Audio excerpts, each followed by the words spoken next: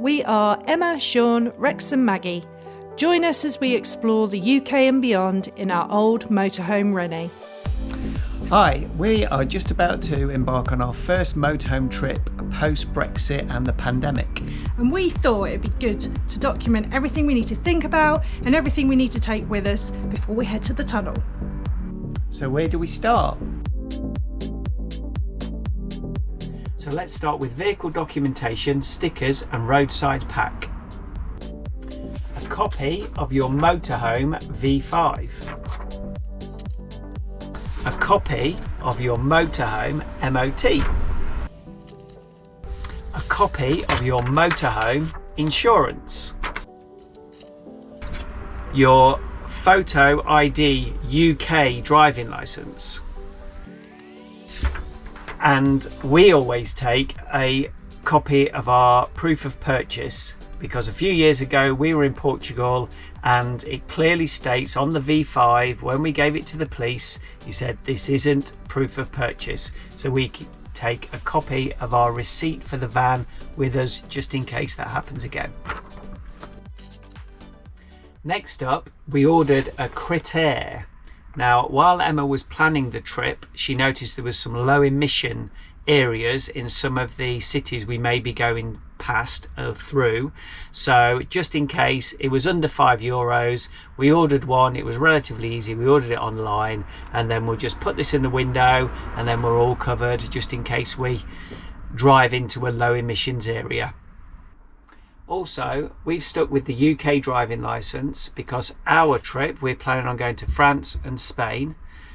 If we were going to go to Andorra, we'd need to get the relative international driving licence for that country. So when you plan your route, just make sure the driving licence you have covers you for all the countries you're going to. Let's talk stickers. So if you have the old plain plate or a GB plate, then you need to make sure you have one of these on the back of your van. If you have one of the new UK plates, then you don't need a sticker at all, but we're going to stick this on anyway. Blind spot stickers are now required in France, but for vehicles 3.5 tons or under, you don't need them.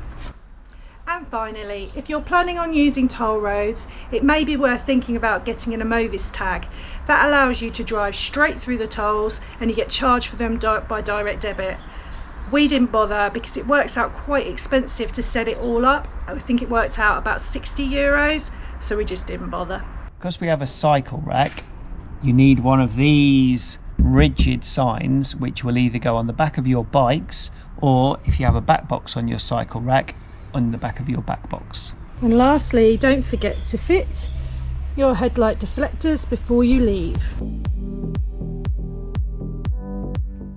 Firstly, you need to make sure you've got adequate vehicle insurance. Make sure that it covers you for going to the EU and that it covers you for the full duration of your trip. Next up, breakdown cover. Again, just make sure that it's valid for the EU and that it's valid for the duration of your trip. Next up, travel insurance. Again, it's really important that you make sure any travel policies that you may already have cover you for the duration of the trip. Sometimes these insurances that you get with your bank don't cover you for more than, say, 30 days out of the country, so it's really important that you check that. If your policy doesn't cover you, you just need to make sure that you get a long stay policy which covers you for the EU for the duration of your trip. Along with your travel insurance, you just need to make sure that you either take the old European health card or the new global health card, which you can use this up until it expires, but you can apply for one of these at any point online and it's free. And last but not least, home insurance. It's really important that you give your home insurance provider a ring and just make sure they're going to cover you for the period that you're away for. They may also ask you to do some extra things like turn your water off to your property while you're away, and also leave your heating thermostat on 12 degrees, say. So next up, let's talk about personal documentation. So you need a valid passport, whether you've got the old style EU one or like Emma, she's got the new British passport.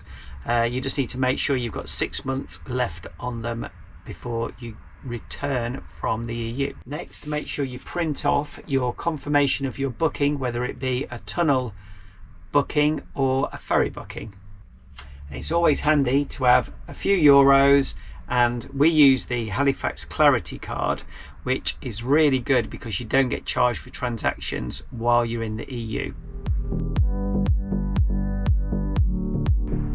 So technology, in this section, I think it's just really important to say that it's worth downloading any apps you might need for your trip before you go, so you don't use data while you're in the EU. You can do it all at home, and that saves you using all your EU roaming data. We always make sure we have apps like Axi, Park for Night, Search for Sites, and the French app Camping Car Park downloaded before we go. We also make sure that we've got them fully updated so we're not wasting our data once we're in the EU. We also tend to download any books, any TV, films, etc., podcasts that we want to watch while we're away. We tend to do that before we go so that we're not using all our EU roaming data once we're in the EU. We've recently changed our mobile provider from 3 to Smarty. The reason for that is because 3 now don't do EU roaming for free, whereas that was the reason we actually went to them in the first place 6 years ago. So it'd be worthwhile checking with your mobile provider to make sure that they're still doing EU roaming for free, especially if you're going to be going for a long time, because it might work out very expensive. It's definitely worth checking with your SIM provider that their EU roaming doesn't have a cap on it. Our particular contracts have a 12 gigabyte cap when you're in the EU, so whether you have a 30, 100 unlimited in the UK, when you go roaming it might be limited to 12 GB, so that's something you need to be aware of. If you're going to take a drone with you when you travel to the EU, you need to be aware that you will need a sticker that is registered in the first country that you go to in the EU. So for us that's going to be France. So you need to go on to the France Aviation Authority and do a test, get your registration. Then once you have your number, you then need to put that on your drone for you to fly in Europe. So the first country is France, but once you've registered in France, you can then fly anywhere in the EU. We ensure we take enough monthly wormer and standard parasite treatments for the time we are away.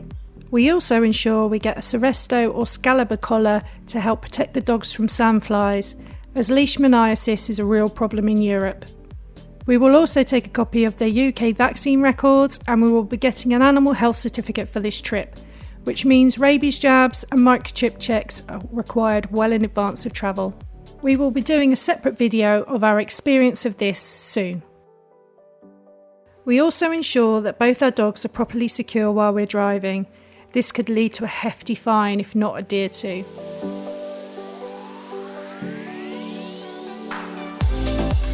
The post-Brexit rules also mean that you cannot take any amount of meat-based pet food or treats into the EU unless you have a medical letter from your vet, and then the limit is 2 kilograms of non-refrigerated food only. We feed our dogs the plant-based kibble, so we will be allowed to take in as much as we like. We will then stock up on meat-based treats and other food when we get into the EU. If you have a gas-low system, it'd be worth getting all the adapters for Europe. We have them here, so we have one for Spain and one for France, and basically what you do is you fit it on like so, and then the particular gas refill in the country will then fit into that part of it. You fill up and then you take that out and away you go. Something I found the first time we went to Germany was that actually the German hose connectors have a different thread to the UK ones. So this is the German one that we've had since 2016. First thing I do when I go to France is I'll pick up some more, because as you can see in the UK I like to keep a few spares, because if your brain's anything like mine, you'll forget them when you're filling up. it just happens. If you go to a campsite that has the 2-pin plug, then we use one of these, so it's always handy to have, because then you just put your standard electric cable in there. Now when you use these, sometimes the electricity can be reverse polarity.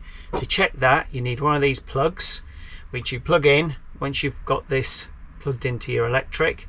On the back there'll be some lights, so it will tell you whether it is reverse polarity. If it is, then all you need to do is you get your 2-prong plug, take it out, put it around the other way, pop it back in again, and then that should get the polarity correct for your system. Don't forget also, if you have sat navs, to make sure they're up to date before you set off. I always like to take a fully stocked toolkit with me as well, so all the different screwdrivers, some pliers. Also I like to have spare fuses for all of the fuses that we have in the van, some nuts because you never know when you're going to need some. Also I like to take some spare silicone nozzles, silicone wipes, tube of silicone gun, also different screws, so I always like to keep them with me. I also take a screwdriver, drill and a charger, and last but not least some jump leads because you never know when you're going to need them. And I always bring my trusty litter picker so I can pick up rubbish at every stop we make. We also take a full wardrobe of technical quick dry clothing, a Roby for visits to the shower block, an Oodie for chilly mornings and evenings, and of course a pair of Crocs. So that's about everything. So if you've enjoyed the video, please give us a thumbs up and don't forget to subscribe and hit the notification bell for more travel videos. Thanks for watching. See you soon.